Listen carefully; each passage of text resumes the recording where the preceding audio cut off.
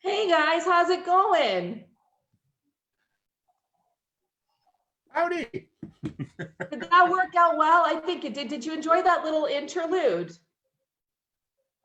We didn't really hear it. You didn't hear it at all? No. Mm-mm. You just saw me just doing this. Yeah, so we started doing that just to be nice. That's fantastic. Anything goes, you guys. Anything goes. Joe, how are you? Very welcome. How's everything? I'm excellent. Thank you.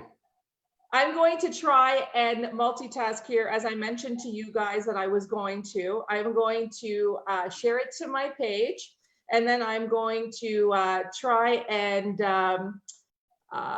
tag you guys, and then we're going to go with that. Sounds good? Sounds Here's a good. plan. All right, all right. Here we go. We are live. Anything goes to business. I don't know, Joe. I mean, Barry, did Joe tell you what you were signing up for here tonight? Well, just by watching the show and knowing Joey's past, I kind of have a feeling that's why I'm so excited. To be here. That's awesome. How's everything going with you? We're so happy to have you, here. How are you finding yourself during, this time right now, these challenging times? I think it's the coolest time, and I pray for those who are going through the bad stuff. But at the same time, I always say, let's focus on the other end when this is over. Yeah. And so, how can we find a bless in this mess? And what's really cool is I've decided to create a whole new theater of content while the COVID's on. So every time, instead of every day just watching television or something like that, I'm actually creating a new piece of content every day. And so at the end of this, I've got a new product to sell, You know what? That's amazing. So you're being productive. And you know what? I find that there's two kind of categories, right? With the people that I've been speaking to, the ones that are trying to stay driven and motivated and productive and learning some new things and taking this time to advance whatever they're doing. And then there's a few other, folks that have kind of slowed it right down because this has been a real new territory for them, right? And there's a lot of sort of uncertainty. Last week on my segment with Joe, so this is kind of a part two, and lucky you're coming in with for the sequel. And we were talking about, even though Joe is, as you know, a recruitment and career coach, and he talks a lot about, everything from, what to put in a resume, how to negotiate salary, what to do or not do during an interview, how to help find people work. There's also a real level of business sense that comes with being an entrepreneur and building our businesses, as I know you know. Oh, and for sure. He last week shared with, and again, I'm multitasking here because I'm trying to find your name, but he shared with us a time in his life where he was younger and went into a business partnership with a former supervisor at a job that he left, and she kind of left with him, and they started this thing together. And after a number of years, he obviously walked away with a lot of lessons learned, a lot of teachable moments, and a lot of sort of wake-up calls that cost him about $285,000, $300,000, Mm-hmm. And I appreciated Joe sharing this because I think that a lot of people go through pitfalls, not knowing what to look for when getting started, whether you're your own business owner or you go into business collaborations or business partnerships. So last week I said to him, I think we need to bring in someone who can lend some expertise and some knowledge to the overall business. And I don't want to make it all doom and gloom. I mean, that was a particular, obviously pretty, If I can interject quickly, Yes, is that absolutely. actually Barry Spilchuk was actually one of the people that held me strong. He was my friend and mentor during the entire worst part of my life. And one of the things that made him a friend and mentor is because he went through something similar. And he was able to kind of guide me through, his beliefs, his experiences, to kind of say, don't give up. It's okay. The light will shine again, kind of thing. And I have truly been blessed to have this man in my life. He wrote the foreword on my book. He endorsed the book. Just a wonderful, wonderful human being, and I'm so happy that he's here on the show with us today. That's awesome. Round of applause. And if we have the applause meter, Yeah, thank you, Joseph. Yeah.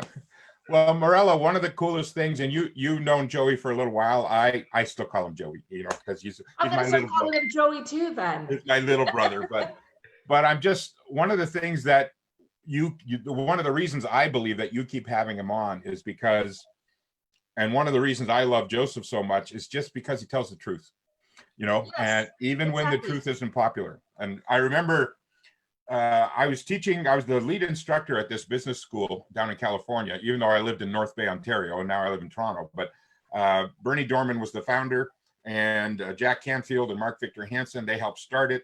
But after it got rolling for a while, Bernie had me take over as lead instructor. And I was going out there, and I was, people were paying a lot of money to go down there. And then one day I went out and I was teaching my normal way, because I'm kind of goofy, but I like to tell the truth, even when the truth isn't popular. And when my lesson was over, they pulled me backstage, and because it was down in LA, and we had Hollywood cameramen, and some of the cameramen had just come off of shooting the Oscars, and now they were shooting us. And it was kind of a nice boost for the ego. But I get pulled behind the stage, and Bernie, who is a dear friend and brother in brother in love, and he sits there and he starts going, "Don't you ever do that again? Don't you ever say that again? Don't you?" I said, "What?" And he says, "You went out there and you were talking." He says, "I don't want you ever saying anything that you wouldn't put on the front page of the Wall Street Journal." And I went, "Okay, I got you, no problem."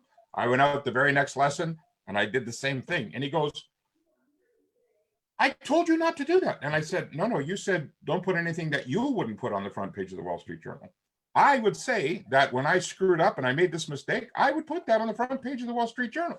And it just sort of shocked him. That's why you're here tonight. That's why you're on this show tonight. Well, thank you. Yeah, because you know what? First of all, and listen, sorry to interrupt you. I will be doing a lot of that only because I definitely want to folks to get to know you guys, and Joe, of course, he is on the show regularly because of that, because he tells the truth, and I tell the truth. And 2 years ago, I should say, I remember doing a post, and someone put on my post on LinkedIn, "Wow, you're a disruptor." And I kind of thought about it, and I was like, yeah, I'm a disruptor, because a disruptor doesn't have to be a negative thing, just like catalysts aren't negative things, right? And one thing I like about Joe and Barry, I've heard so many wonderful things about you from a lot of people, just so you know, is that you're wonderful because you are not afraid to post things on the front page of the Wall Street Journal, because you're telling your truth, you're telling your story, right? And I want to go to the back there on your wall, and I see something that says, the legacy.club, right? And when all you have ever wanted isn't enough. Exactly. And so for me, being an entrepreneur, being a business owner, being doing what we're doing here right now, when I started out on my own and I left the corporate space, I asked myself, why am I doing this? What do I want to do? So people talk about passion and purpose, and those are all fantastic things, right? I take it one step further and I say, I want to leave a legacy.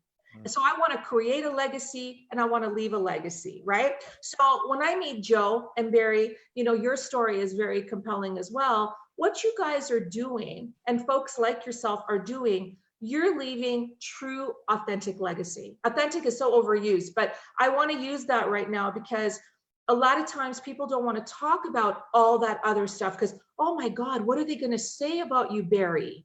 Well, you know what? But that's your truth, and that is your story, correct? It is. Now, if I may, those exact words, what are they going to say? Well, in my daily lesson today, it was called, "What Will My Friends Say?" Right? Yes. And a dear friend of mine, I'm the first Canadian to write a Chicken Soup for the Soul book, but he's the second Canadian to write one, and he wrote Chicken Soup for the Soul at Work. And we were talking one day, found out that even though he lives in California, or in Santa Fe, New Mexico, sorry. And we were both born in the same hospital in Hamilton, 10 years apart, which was really kind of cool. Anyway, his name's Martin Root, and he espouses the theory of heaven on earth. And one day he was challenging us. I was studying under him, and he was challenging us, and he says, I'm going to tell you right now what people are going to say when you go public with your dream, or you say, oh, I had a bankruptcy, I had a cancer, I had an almost divorce, he says, I'm going to tell you right now what people are going to say. And we're all listening. Okay, sensei, what are they going to say, right? And he says, okay, pay attention. Here's what they're going to say. They will say what they say.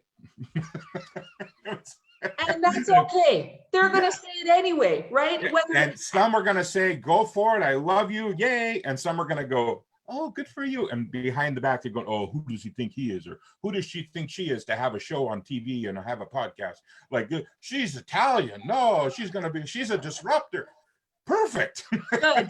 Perfect. Good for you. You know what? And you make a really good point, Barry, because like Joe with his story and multiple stories, and he's been very open about it, like I said, I don't want to make this all doom and gloom, but the reality of the situation is this, okay? You have to look at the black and the white, the grays, you have to look at it all. And when you talk about business, and Joe talks a lot about business and recruitment, like the dating world, which is hilarious because it's so true. There's going to be pitfalls and landmines everywhere, but there's also the good things, the positive things, no problem, right? Yeah. But at the end of the day, here it is, I meet a lot of people that are starting up businesses, are business owners, are restarted businesses, have gone from, a full-time paying job to I want to start on my own to, vice versa, all these side hustles.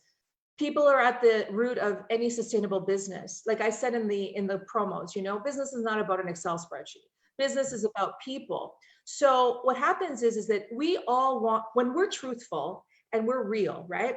We want everybody to be truthful and real too, right? We want people to be honest. So we want to align with people that are like us, but then at the same time, sometimes they are, and sometimes we get the harsh lessons, right? And you want to know something? They might cost us financially, the lessons, but sometimes it's not even financial. Sometimes it's emotional. Sometimes it is this sort of falling out that happens. So that's why I'm saying that business is wonderful. It's a wonderful world, but you've got some people are good and they're going to prove to be great business partners for 20, 30, 40 years, and others not so much. So I want to talk a little bit about that. I mean, going back to your story, Barry, you battled and fought cancer, which is wonderful, amazing. Twice. Been open about being bankrupt, and a lot of people would not ever say that because they affiliate bankruptcy with failure. You know what I mean? And a lot of people are dealing with it. It's not, it's like divorce. A lot of people are divorcing. It's not, uncommon. When you look back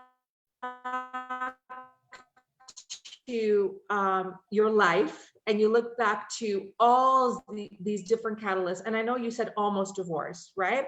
Yep. Multiple, but the one teachable moment for you, the one lesson learned that you would want to share with anyone that's listening right now.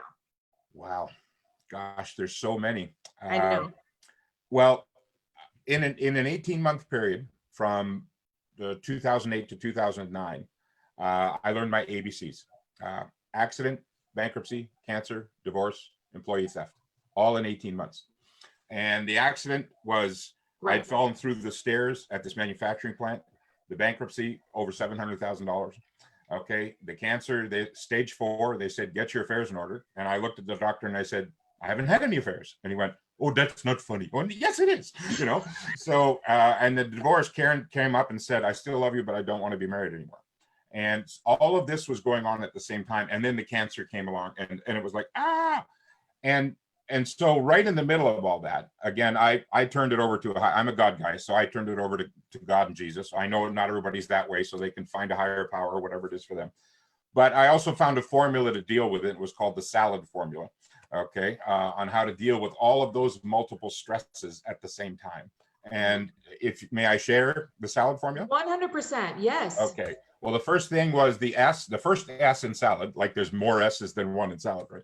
Okay, the first S in salad stands for surrender, and not wave the white flag surrender, but surrender to what is. Yes, I had an accident. Yes, I was going bankrupt. Yes, I had cancer. And they said that I might not leave Princess Margaret. I was there 5.5 weeks. Okay. Wow. And then, yes, we were, starting divorce proceedings. And yes, so all of that, yes, if I try to fight it, you get too tired fighting it. So I just surrendered to what was, not giving up surrender. Then I had to acknowledge my role in it. So that's the first A in salad. acknowledge my role in it. Well, at the time that I had the accident, I was 432 pounds. Now, I know the manufacturing plant, they're supposed to have better stairs, but they were 30-year-old stairs and they were rusty, and I went through, but no one else had gone through them. So, and I'm not trying to be in denial or anything, but you know, I was 432 pounds, right? Okay, acknowledge my role in the bankruptcy. It was like, I got into a business deal similar like Joseph. I wanted to save 1 million marriages. I took all my chicken soup for the soul profits, turned them into this infomercial, and I got screwed for $450,000.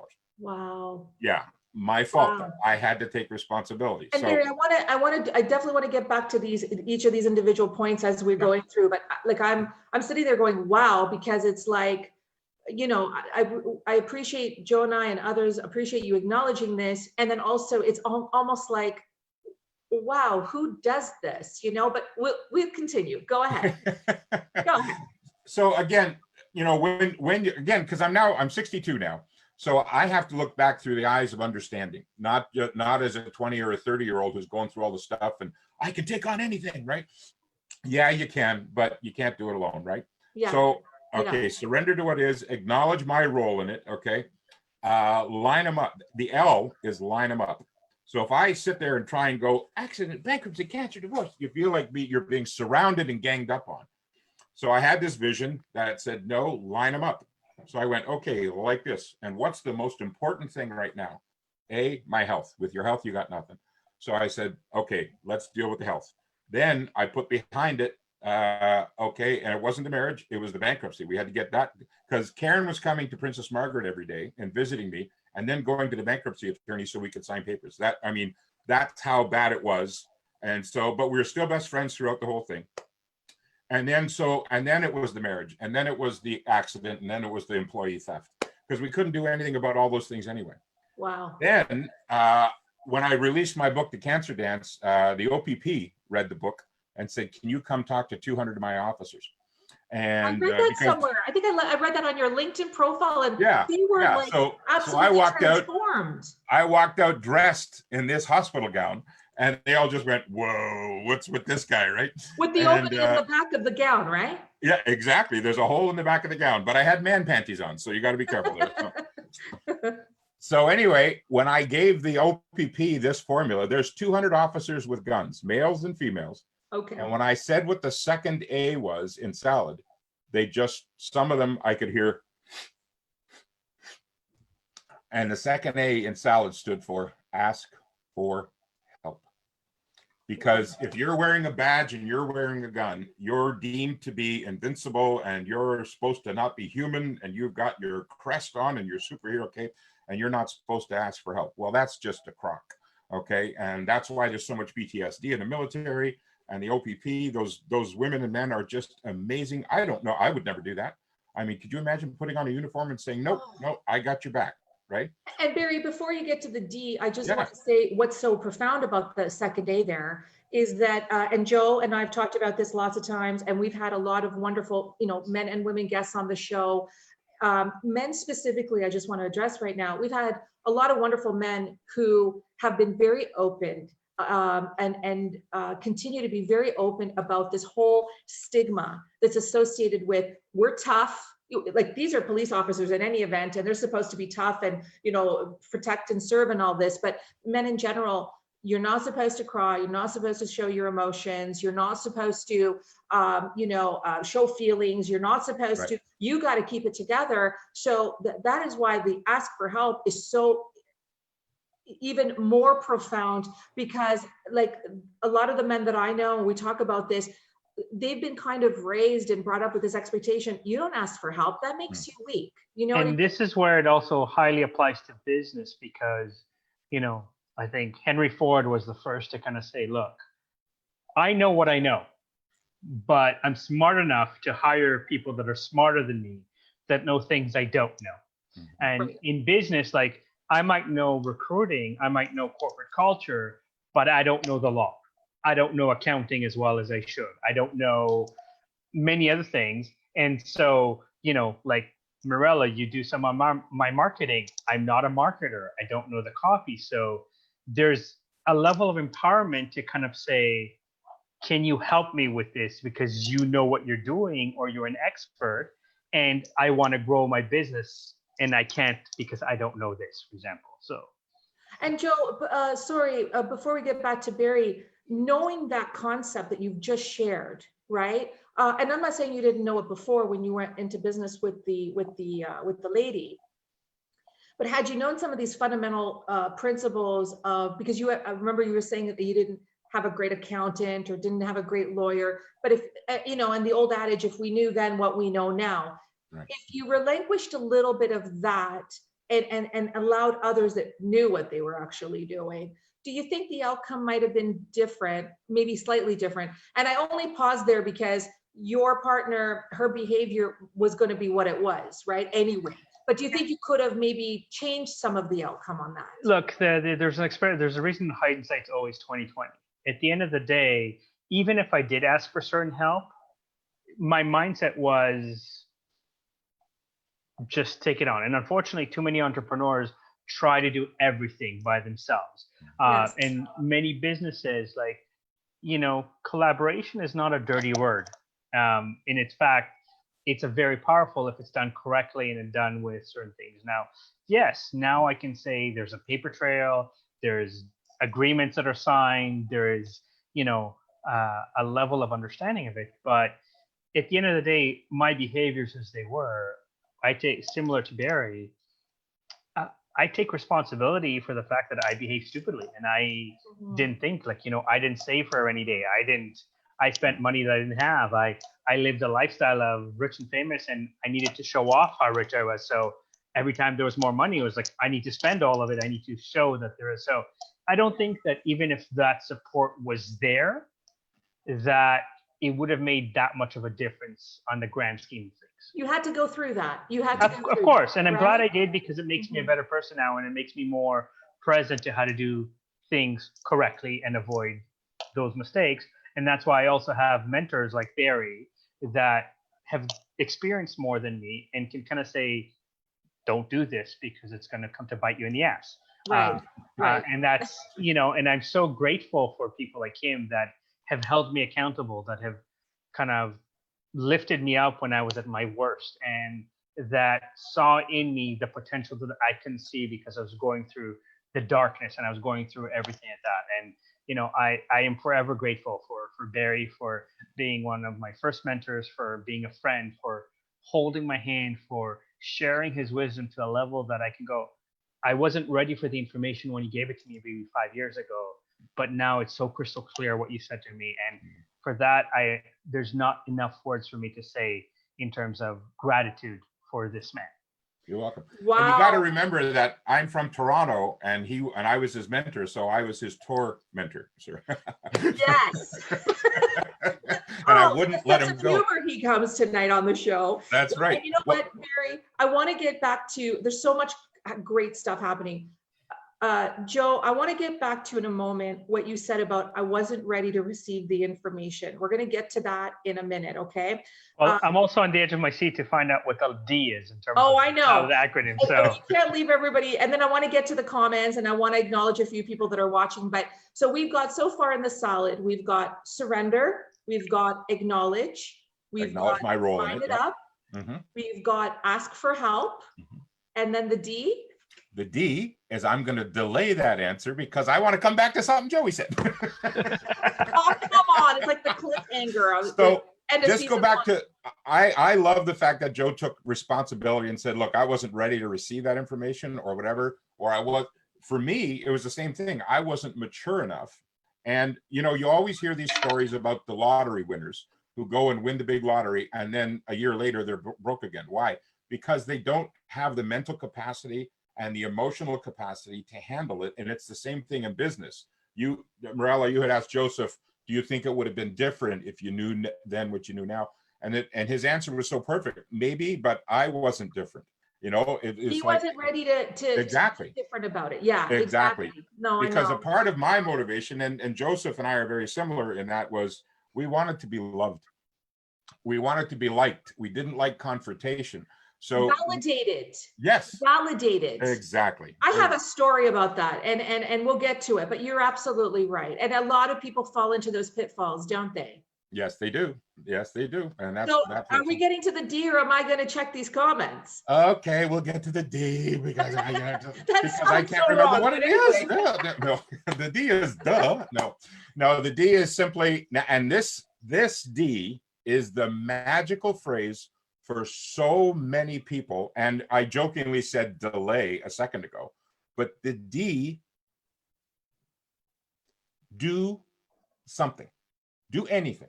Yeah. See, because what happens is people make all these great plans and they have all these visions, but they're afraid to press go because they're waiting for 12 white doves to fly over their house in the sign of a cross, or they're waiting for Jupiter to rise up into Venus and go, oh, it's not my time, it's not my, shut up, do something.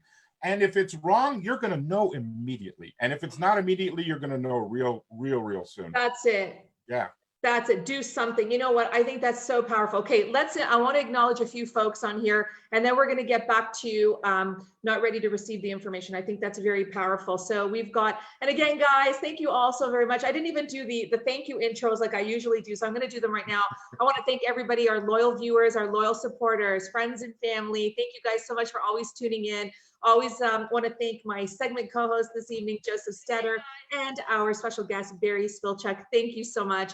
I want to give love and a shout out to our Frequency 5 FM family, Maria and Joseph, missing you guys in the studio, and just everyone out there that is going through something right now, whether it's during this pandemic or any time, just sending out a lot of love, a lot of hugs. You know, I want to say that. So we've, and I apologize if I get some people's names wrong. I always have to say this. We've got Kelly DiCarlo and Evelyn Casilla watching. Thank you so much. We've got the lovely Addie Stetter watching. We've got Remo Priolo. Kim Wilson is watching. Hi, lovely. Thank you so much for tuning in. Cindy Dombrowski, Irving Tovar, Sheridan Harris. Kim Wilson says, hi. Pedro, and again, Jawar. Some of these, like I said, you guys, I'm doing my very, very best. Manuel is watching. Fausto Olan is watching. We've got Luis Alfonso, Giovanni Lozano, Janice Rita. We've got so many people. Thank you guys so very much. Sandra Collier is watching. Maureen Spilchak. I wonder if there's, it's Spilchak. That's my aunt. Oh, hi, Maureen. Aunt Maureen, thank you so much for watching. We've got Lucy, Franca Navarra. We've got Keisha, Anne Marie. We've got Arnubia, Catanita, David Cortez. We've got Summer Clow. We've got Dwayne Mightley. Hey, Dwayne, how are you? Thanks for sending me that video a few minutes before we were about to go live. I'll have to check it out. He says, good evening, folks. We've got Devon Spence, Pancho Hernandez, Robert V. We've got Yesenia Torres, Oscar Coronel, and Dwayne commented, he just said, my mentor says it all the time. If Jesus had 12 disciples, what makes you think you can do it on your own? Totally agree with Joe. That's amazing. Absolutely. You know what? My mentor way back when said, a really good leader is someone that acknowledges that they don't know everything and they need people as smart or smarter than them, and they need them in the same room, right? Yep. Very true. We've got, okay, sorry guys, we've got Celeste Sefarina watching, Melly Toledo, we've got Miriam Abitol. Kim says to Dwayne, perfect analogy. Yes, I totally agree with that. Sheila Cole is watching, Jeffrey Beltran, Rachel Tamir, Ronald Robertson, Amelia Plaza, and Flory Capote and Laura McGraw. How did I do? I wanted to try and capture everybody. Let us know who's on. Let us know if you guys have any questions or comments. You know, talking about receiving the information. So Barry, if you have watched some of my shows and what have you, you know that I have a love-hate relationship with the category of folks that I call smoke shows. And I call them that because, you know, it's like the Oz behind the curtain, you know, it's actually not real. They're not real. It's kind of a fake it till you make it. And it's kind of like, well, everybody can do this. Well, you know what? Not everybody can do this. The reason I mention this is because I have a lot of love and respect for people that are trying to learn and trying to grow their skills and everything. No problem. What I do have a problem with are folks that are just a facade, and they know that they're a facade, and they take advantage of people. whether they're vulnerable people, whether they're strong people, it doesn't matter, right? And what bothers me about it is that when legitimate, hardworking people with the skills and expertise come along that could really help you, you're going to look at me and go, get lost. You're just like everybody else. Or I wish I could pay you, but I've just been taken for however thousands of dollars. And or I don't know if I trust you because I've been burned over here. Do you see what I mean? Yep. And so when Joe said I wasn't ready to receive the information, there was a situation about a year ago where I came across an unsavory character.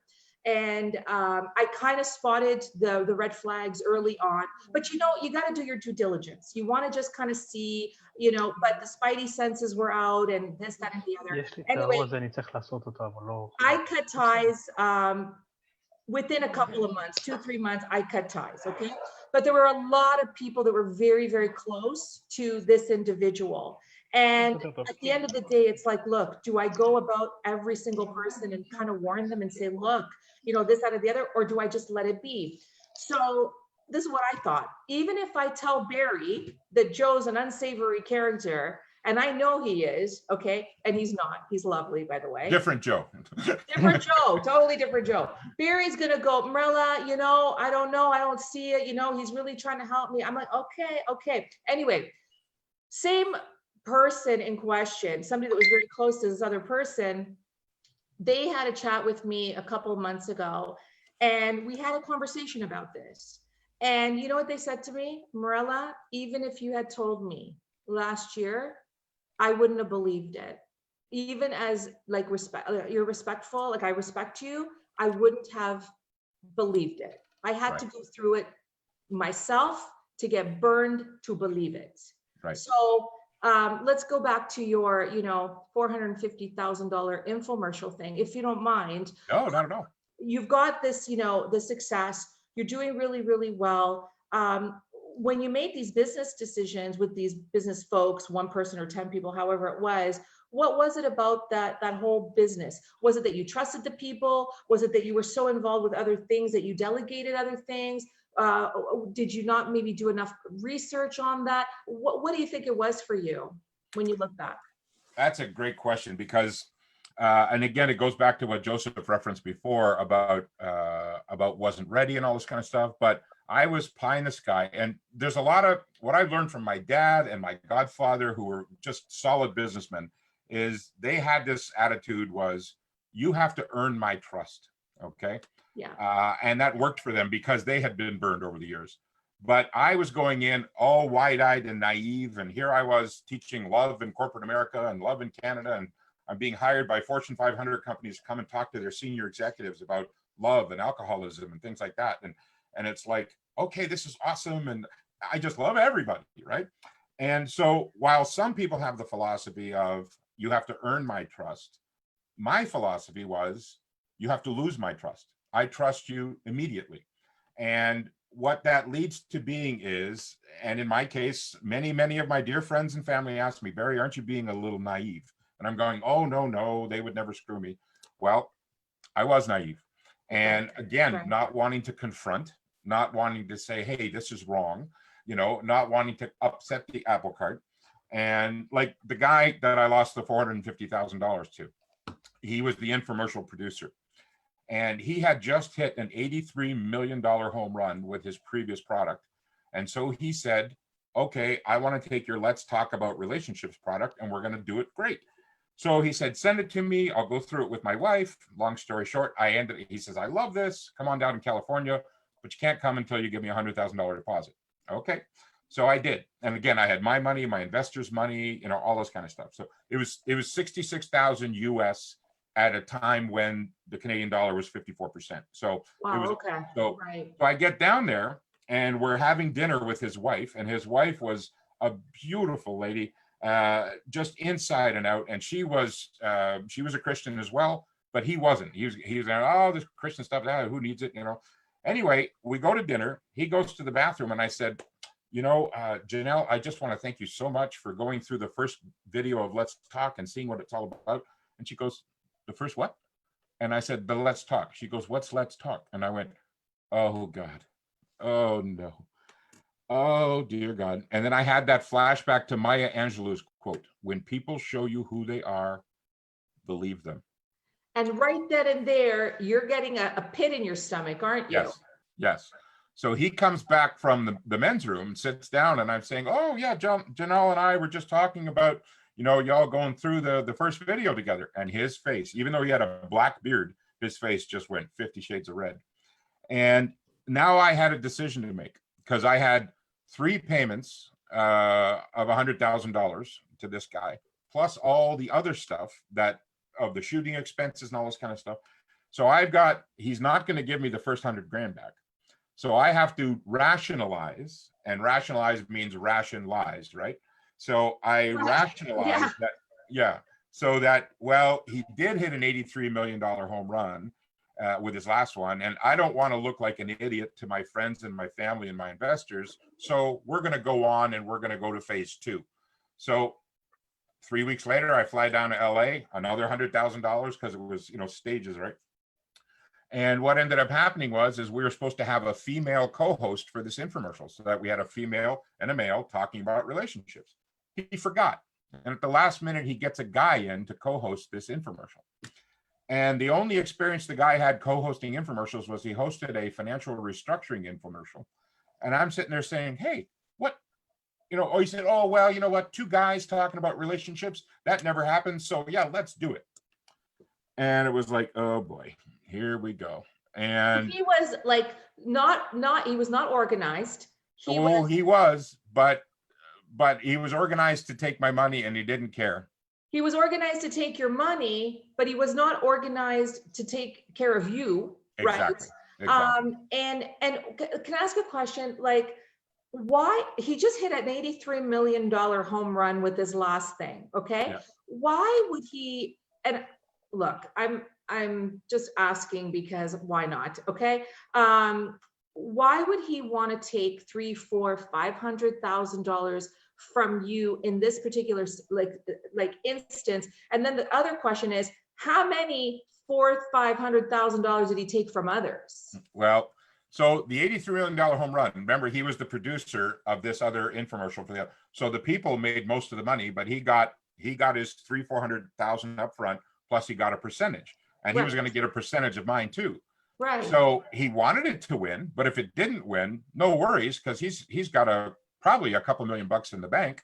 But he lived in a beautiful area of Los Angeles in a multi-million-dollar home, and when you've got that lifestyle, you got to keep feeding it. And so I was part of the food, and the money I gave. You got to keep feeding it. Sorry to interrupt you, that's okay, because this stuff drives me crazy. Got to keep feeding it. Did anybody mention to him something about integrity and reputation and work ethic or anything like that? Honestly, wouldn't have mattered. He didn't care. These guys have no conscience. And when it was all over and we went when it went on the air, even though I had tested this product on 7,000 people, 7,000 tests, that's a really good test. Yes, yes. We went live, and he chose a phone company to answer the phone when you called 1-800-SAVE-MY-MARRIAGE or whatever it was. Yes, okay. Yes. He chose a phone company that, oh yeah, I've worked with them before, they'll do it. But at the same time, Robert Urich was selling the Cybersonic toothbrush, and it was really, really hot.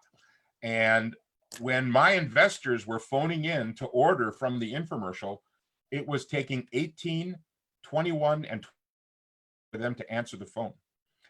They were getting, and then they're saying, well, what's this? Well, we don't know. Just, do you want it or not?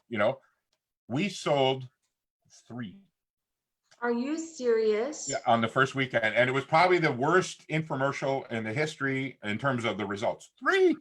So Barry, okay, aside from the fact that he set you up for failure, yeah, he set this entire project up for failure, because his objective was, this guy, Barry, I've got his money. So if this doesn't work, did he position it like, well, if it doesn't work, that's your fault? Yes. Did he position it like that? Oh, it says in the contract, the first line is, this is a risk. Everybody knows this is a risk, and you're signing that this is a risk. That's the first line in the contract, because infomercials. were you Yeah, able to you go just don't after know. him legally or? Well, so here's the deal. When I approached them and I said, what are you going to do? How are we going to follow this up? Oh, no, well, no, we're done. No. I said, no, we're not. And I said, I'm going to ask you to fall back on your wife. And because her and I hit it off, and I'm going to ask you to fall back on your integrity. And I want you to, so he actually showed up. I was teaching in Los Angeles a few weeks later. He came and shot some footage of me teaching. And then when he went to edit it, he disappeared. So I called his lawyer and I said, look, I think I'm going to have to sue him. And his lawyer said, we got into this big back and forth and he wouldn't move and he didn't care. And he said the first line of the contract. So the lawyer, him and I got into a friendly relationship. And long story short, he said he's not going to do anything. And I just had this idea because when we first set it up, I had flown to Los Angeles to talk to him and he took me to his private golf club and I paid. My investors paid, my family paid, right? Right. But we go, and at the end, he says, look, I want to buy you this beautiful golf shirt that had the name of his club on it. And I thought, oh, that's so nice. So I went down, and then when I went back the second time, I was wearing the golf shirt, and it was great. And he liked talking to me because I told the truth, and he didn't get that a lot. And so he opened up to me about his father, and this and that, and the other thing. And then now we're in negotiations to try and get some money back from this guy, and he's not budging. So I got this. Is this currently still on, Barry? Oh, no, this happened in 1999. Okay. Oh, okay. Yeah. So he's not budging, and I call it Gmail, a God mail, or some people call it gut mail if you're not a God person, right? But I got this Gmail on how I could get this guy to budge. And I went down to my closet, I took out that golf shirt, I put it in a FedEx pouch, and I FedExed it to him. And I said, your father and my father would not be very pleased at what's going on right now. You bought me this in the spirit of friendship, and we talked about our fathers. I completely invoke the spirit of our fathers to say, this is wrong and you know it. Right. I FedExed it. The next day, his lawyer called and said, he'll give you $20,000. 20,000 out of what, 400? Yeah, 20,000 US, yeah, it was crazy. Oh, and so goodness. It was better than nothing because the lawyer told me, he said, Barry, other people have tried to sue him because of the nature of the business, and he ends up doing a countersuit. But he said, you sending him that golf shirt was the straw that broke the camel's back. So how do you want the 20,000? He said, you want me to write you a check and FedEx it? I said, no, I'm going to be back in LA in 10 days. I would like to come and meet you. I know this is going to sound naive, but the lawyer gave me a check and he said, you're a Christian, aren't you? And I went, yes. And he said, so am I. Can I give you a hug? This is after he's given me the check, after the negotiations are done, and because he was a lawyer, he's hugging me and I'm checking to see if his hands are in my pockets, The check didn't bounce. The check didn't bounce. It was good. But again, it was a huge lesson. And there's another D word. It's for those of us who are trusting and somewhat naive. Yeah. We have to learn discernment. And then 100%. there's an F word. There is. There's an F word, but it's not the another F word. Okay, yeah. A lot of people think it's that one, but no, where your mind went, I have no idea. But there's a lot of people think it's fear. A lot of people think it's faith, but the F word that no one talks about is forgive. Yeah. Because I was thinking more like, I can't say it, but I will. Effort, because it's not cool, like at all, all, But forgiveness, no, you're right. I want to get to the comments for a minute, you guys, and then I want to talk. I want to talk about 10, 15, 20 years later. I want to address both of you, Joe and Barry, about how those situations either changed your thoughts of how you do business with people, good or bad. Okay, so let's get to it. Hold on one second. I saw a whole bunch of people on here, and I do want to acknowledge. So thank you guys again so much, everybody, for being on. Really appreciate it.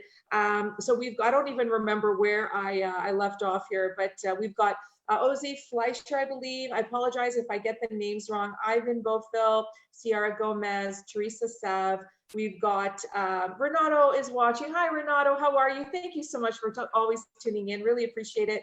Deborah Wally, Naja Colvin, Carly Eckert, John Caballero. We've got Don Robinette, Melinda Howie. Sorry, there's one. I think it's Daryl Bola, Jeffrey Grinnell, and Jois, I think, Obregon. And I apologize if I've screwed that up. So guys, thank you so much. Really appreciate you guys being on Anything Goes to Business tonight with Joseph Stetter and Barry Spilchuk. Really, really appreciate this. This is kind of a part 2. And I dropped some of these, and Joe doesn't even know I'm dropping them sometimes, but he always forgives me, right? The F word. But we'd love to. I think I can speak for Joe. We should do a part 3 or a part 2 with Barry. Yeah, let's do a part 7 too. Like at the end of the day, even listening to Barry right now and just the way that he has expressed things, I'm going, like, yeah, you know, like there's a level where forgiveness is in my life right now. But even just the way that he's analyzing and the way to go, and you know what, the story, I never knew about the story about the FedEx and stuff like that. I knew about the bankruptcy, I knew about that, but I didn't know that that was the end result of it. And at the end of the day, it ties into your question, Mirella, because yes, there's certain things that right now there's more of a paper trail with things that I do to make sure that things are protected and things are done. There's also an understanding that, look, if I use my background of kind of helping people find a job as a career coach, as well as being a corporate culturist, by no means can I claim that I invented the interview or that I invented a resume or that, like, you know, it was there. What? It was there way before I was born, and it will continue to be there where after I'm gone. Yes. Now, at the end of the day, there's a lot of concepts that 100 people can explain differently. What separates is that if people are replicating, let's say, my stories and my experiences, they're not going to be as authentic because they don't know the details. So even if they're trying to copy and paste the way I said a story, if they're trying to do it where it's scripted, it will come off because I can speak to the nuances, I can speak to the emotions, I can speak to the reactions. So by no means am I the only career coach out there. But I might be able to put things together that the sequence in which I explain it, or the reasons why this is like this and this is like that, will connect more with certain people, will connect with other people. And there's a level where, okay, there's a lot of people that call themselves a resume writer because, hey, I'll use Barry as an example. Barry's a phenomenal writer. He's written 14 books. You know, I happen to have a few of them, and like, every time I read his books, I'm always learning something from them. And because he's a phenomenal writer, does he have the ability to craft a resume? Absolutely. Does he have the understanding I do about algorithms or, you know, what gets noticed and why? Not necessarily. Now, even though I might talk to him and give him certain examples, he might have it as a concept, as an idea. And I remember there was somebody that, similar to you, Mirella, is kind of director of marketing specializing in print. And I met with him and I offered him kind of free advice and tips. And he took all my tips and put all of them into a resume. And then went, this is not working for me. Fine, you do it, kind of thing. And came back and said, you know what? This is so much clearer.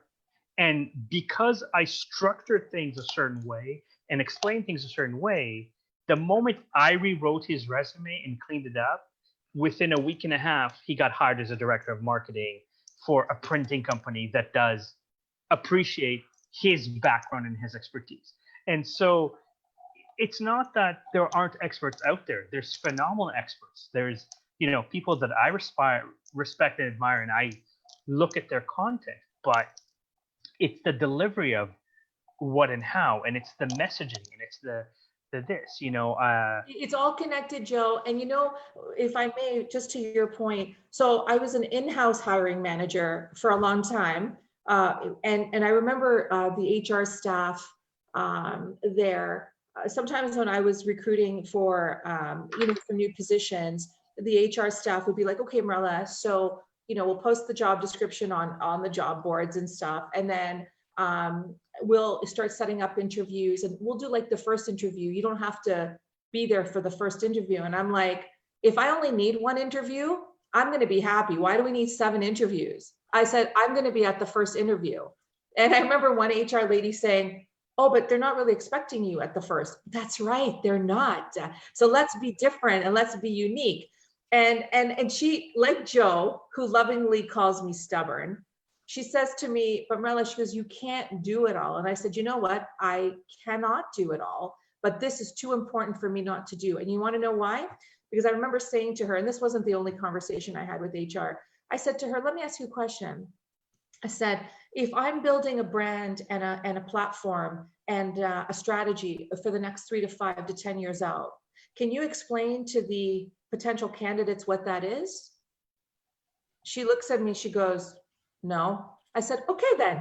So I said, I'll take care of the, do you know what I mean? So it wasn't. And it's also going to be your team. So there's a level where I wasn't trying to be a smart ass, but she understood where I was coming from. Right. And there's also a level where even though you've been a hiring manager, it's much easier to hire people and kind of look at the nuances of behavior than, yes, especially if you haven't interviewed for a long time, to take the other side of it, go, wait a minute, I have these habits that might be off-putting when I interview. And this is where a coach, a mentor, an expert that has gone through it and has taught it, like I've taught 10,500 people, I have a success rate that proves that my system always works. If you're only 10,500, what's wrong? Only, you know, but as long as you do the homework that I assign you, as long as you follow the rules of the system, you cannot fail in my system. The only time people fail, and the only reason I claim my 90% success rate, is because people do one aspect of the homework and then go, it wasn't for me. It wasn't my experience. And therefore, I don't think the system works. So even when I spend the time to say, no, I want you to do this exactly, if you've had one bad experience, as Barry kind of said, like you registered with a recruiting firm and you didn't have a good experience, you decide not to use recruiting agencies anymore, and you've just lost a big chunk of professionals that have contacts, that have relationships with the companies that can get you in because they know what those companies want, right? Yeah. So it's a level where it's not good or bad, it's not right or wrong. There is a lot of motivational speakers, a lot of them have been around for eons of years. That like, and I have a collection of, I don't know, 250 kind of books in psychology and so forth. I've read some of those books. I don't connect to some of them. It doesn't mean that they're not experts. It just means that I don't connect to the way that they've messaged. So you know what, Joe? That is a perfect analogy, because just because somebody knows, you know, how to build a bridge or is a great accountant or knows how to build your brand, doesn't mean that you can connect with them on that level of connection for that business relationship. That's why, and Joe knows this, and a lot of people know this about me, I am very methodical and very, very deliberate about who I align with, who I connect with, who I do business with, because not everyone is going to be your cup of tea. And I don't mean that in a bad way. It's just that it's like the hiring manager scenario, right? Somebody could have the education and the experience, but I know the personalities on the team. So you need to have a personality that's going to gel with that, right? So you can see those nuances. Otherwise, you know what? I'm going to be setting those people up for failure. So Barry, just like in your case. And this is where, listen, the moment I met Barry, I was just like, you know what? I don't know what it is. The way you say it, the way you deliver it, the way you're not sugarcoating and pretending anything. Because he just says it. It was so meaningful to me that even when shit hit the fan, and it had hit the fan more than once, you know, I'm like, Barry, can I talk to you for 10 minutes? Just, there's something about your voice. It's just the way that sometimes you'll say a phrase that 10 other people say it, but the way Barry said it was the, okay, like, okay. I'll call it Zen. I'll call it Zen of like, you know what, I needed to hear that. And it didn't connect to me with other people because they didn't give me an example, or they didn't, the sequence of the words, or whatever version of that. So at the end of the day, it's a level of, again, style, right? Like Barry's style works for you because Barry as a person works for you. Exactly, because he's funny, he's engaging, he's not like memorized. It comes from the heart. Funny? What? I didn't know. And you know what I want to mention, you guys too. One thing that that is a synergy between both your stories, and I mean, I think that there's a lot of similarities anyway. But Barry, in your case, you know, you talk a lot about you know, the what you learned from this, obviously, and Joseph, the same thing. But what is really interesting is this, okay?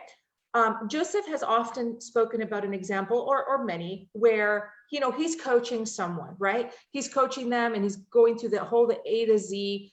You know, you got the interview of a lifetime, and Joe's going to give all the magic for the interview and everything. Now, if the candidate, you know, wakes up late and arrives 20 minutes late to the interview, right? How can they blame Joe for not doing his job as a coach? Do you know what I'm saying? Oh, So sure. in your case, Barry, with respect to we can't forget, because it's a large chunk of money, but aside from the financial, you know, fallout that it cost you, I almost feel like the person in question, and there's a lot of them out there, they take this cowardly, almost subjective, arbitrary look at a way of doing business. And what I mean by that is, on the surface, they do a few things. I call it breadcrumbing. It's very popular in modern dating, and we talk about that on our dating shows too, but they give you enough breadcrumbs, okay, to make you feel like, whoa, look at this. This guy or gal is doing so much for me, right? And in the end, it's a $450,000 endeavor. And maybe they did enough to say, I did $10 worth, but they make you believe, because it's an illusion, right? They breadcrumb you, and you're a trusting, loving man. And so you're almost, like I said last week with Joe, ripe for the picking. And it's nobody's fault for being so kind and caring. It's these other folks that should be just downright ashamed of themselves. But they never will be. But they never will be. No, it's just until they get some sort of aha or divine intervention, there never will be. So the first thing I invoke the F word again is, you have to forgive yourself, and you have to forgive the other person. But then two quick things is, you have to learn how to take 100% responsibility for what happened. Now, I could easily blame that guy for the rest of my life, okay? But let's say it just happened, and now what I invoke is, I call it the hero affirmation. And hero stands HERO. The happened event plus my response equals the outcome. So HERO, the happened event, he screwed me for 400 grand, okay? Yeah. My response was, at first, I'm such an idiot. Well, guess what? I was, okay? I was naive, and now, guess what? I always try to find the bless in the mess. How do you find a bless in the mess? Because if not, you're just going to whine and bitch and moan and complain and go, oh, this guy, and I'm going to roll up in a ball. And you never get over it. And you never get over it, right? So just as a real live example, everybody remembers the Boston bombing at the Boston Marathon 7 years ago. Well, a dear friend of mine was there, and she was a victim. And Jennifer Kaufman, she was one of the 264 people who had shrapnel in her body. And when they went to trial, the entire world hated that man. Okay, his brother had died, and he was there. And for the entire trial, he never made eye contact with the judge, the jury, or even his own lawyer. So it was time to do victim impact statements. And Jennifer gets up to do her victim impact statement because she had shrapnel in her legs and it had affected her deeply. And the entire world is hating this guy. And she changed the conversations with 3 words. She stood up, she waited, and everybody's looking at her because it's silent courtroom. And she looked at the guy who wasn't looking at her, and she said, I forgive you.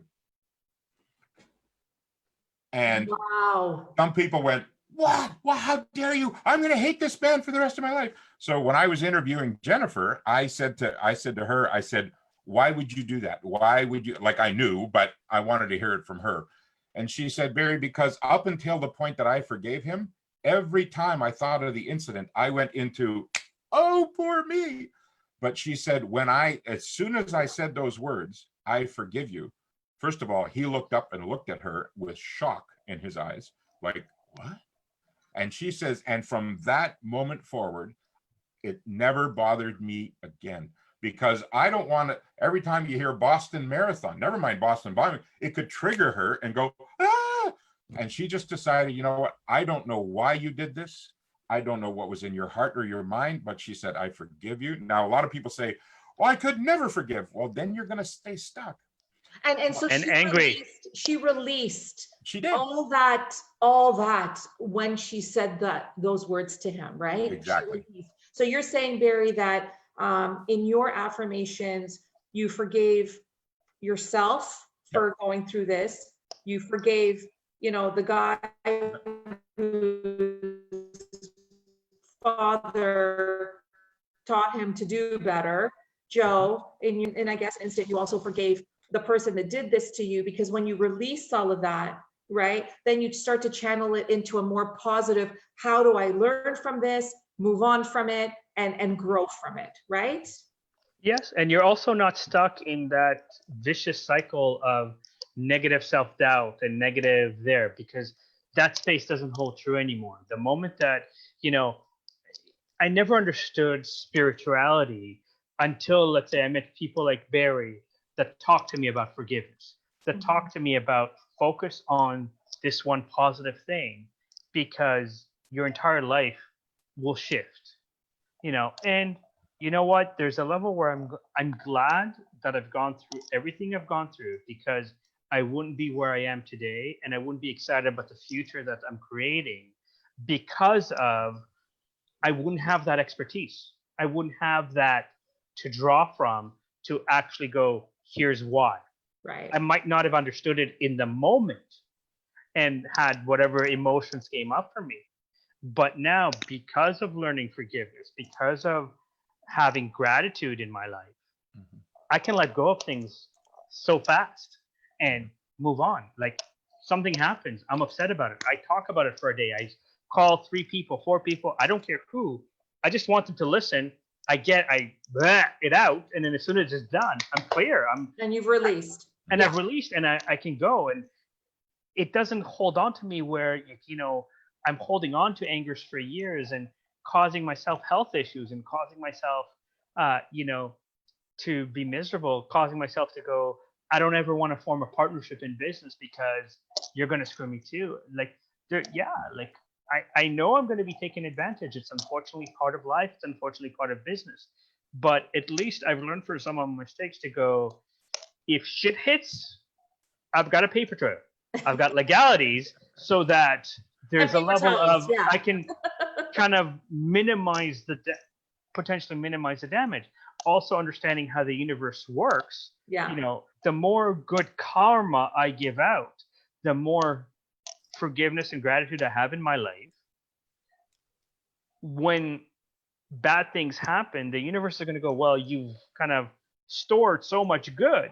I don't want to keep you here in the low for low, because you've earned the right to kind of go through like the infinity to go right up back up, because you're continuing to serve, because you're continuing to go the extra mile, because you continue to find ways to help people in direct or indirect ways where, somebody goes, hey, can I ask you some advice? I don't charge for somebody to go, I have a question about job finding. I charge when my time and my expertise are required for specific, like if someone says, hey, do you think this is a good idea on a resume? Yeah, I'm going to give you my 2 cents on it. If someone says, can you write my resume? That's a different story. Yeah. And I charge for that because that's my business. But if someone says, hey, can I ask you advice about asking for a raise or asking for this? Absolutely ask me for advice. Yeah. Absolutely let me help you. And I don't expect you to pay me for me to sit down with you and help you. Some people, some people want to make that quick buck right away. They want to gouge. They want to, anyway, I got to tell you guys, an hour and 12 minutes have gone by that quickly. It's like I almost hit the live stream button 5 minutes ago. We're gonna just do, I'm gonna do some housekeeping items, and I want us to do our final thoughts. And Joe, we're gonna leave it right here, but I want to continue this next time around. Barry, I don't think Joe will have any qualms about having you back, so we can. Would love to. I'd be honored. I want to thank you so much. I want to not only continue this conversation of where you were and how far you've come along with Joe, definitely want to get into some of the stuff you've done with the cancer dance. I'm so glad you're cancer free, as well as the chicken soup for the soul philosophy and everything you've done with that. And we're going to continue the conversation around, business, because business is a big part of it. And you know what? this is what I always say. This is probably, I always do this. My final thought 10 minutes earlier, but I'll do it now. Just because somebody owns a business does not mean that they know how to run a business. Exactly. Just because someone calls themselves a business person doesn't mean they understand the full fundamentals of business. And then that's when they get into trouble, right? So it's a very interesting, I could talk about it, you know, all year long, and I usually do, but that's because I've been entrenched in it. And the one thing that bothers me is when people are just getting, they're not getting the best advice. They're not getting, you know, they're kind of not being led in the right direction, right? And so if there's more people leading people in the right direction, I think things would be a lot, you know, a lot different. Anyway, I kind of did my final thought there. But anyway, let's do, I just want to acknowledge a couple of people here, you guys. Karen Seguin is watching. She says, hi there, great show. Thank you, lovely. Thank you so much for tuning in. We've got Mario Cortez, we've got Macy Toe, we've got Tiffany McIsaac, Robert Bonnick. We have a whole bunch of people that watched tonight. Thank you guys so very much. We're going to do a watch party.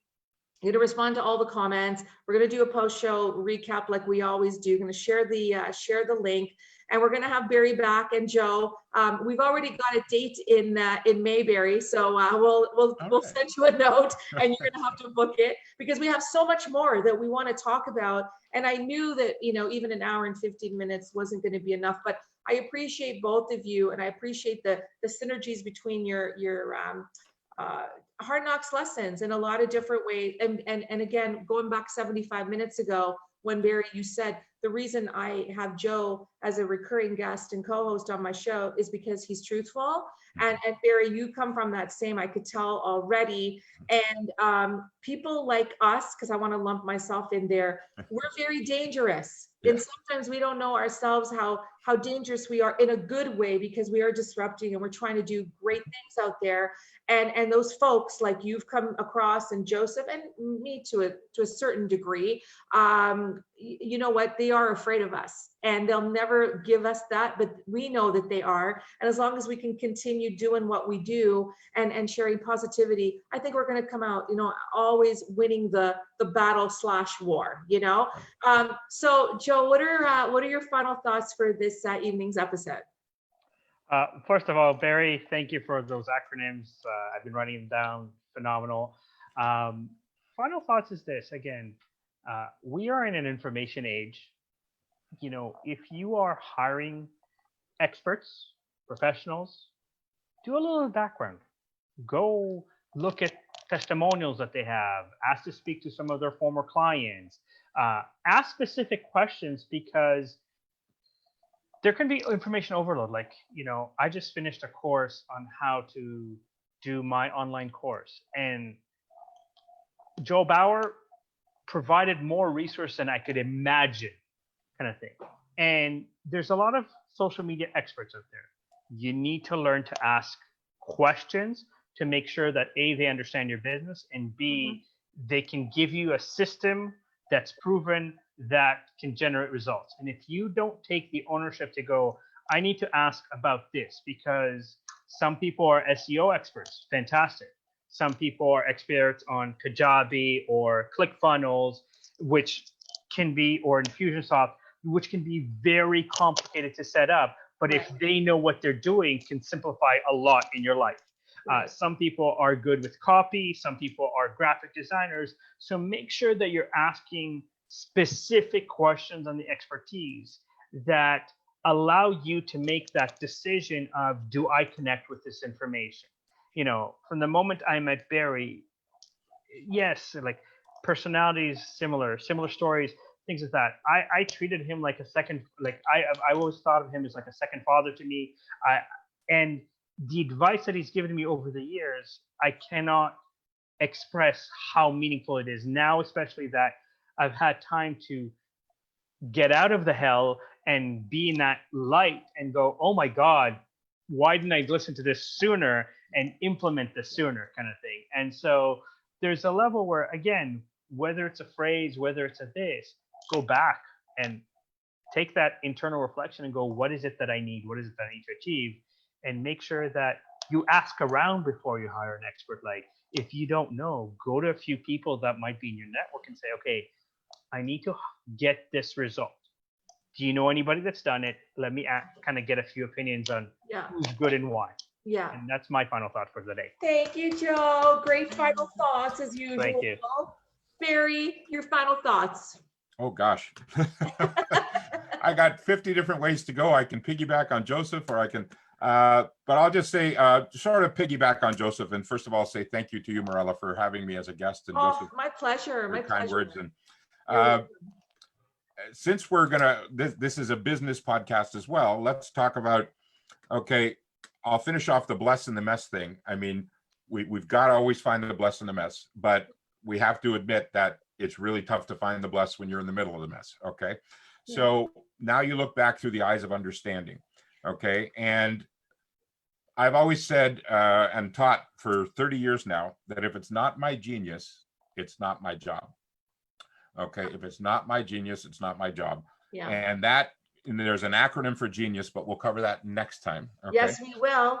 Okay. And we're going to make a note. Here's the one thing that I want you to get, since we've all touched on it a little bit today. Why do you have a team? And a lot of people say, oh, well, you can't do everything yourself and this and that and the other thing. But here, let's cut through all the normal stuff. The reason you have a team is so you can be yourself.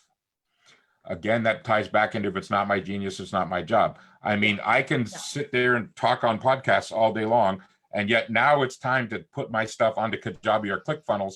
And I've been letting that little skill that I don't have hold me hostage for 30 years, because I don't know how to do that. So I have to have a team that knows how to do that. So, and again, just as we all want to get our businesses going, here's a little tip that I've been teaching for years and years and years. It's people support what they help create.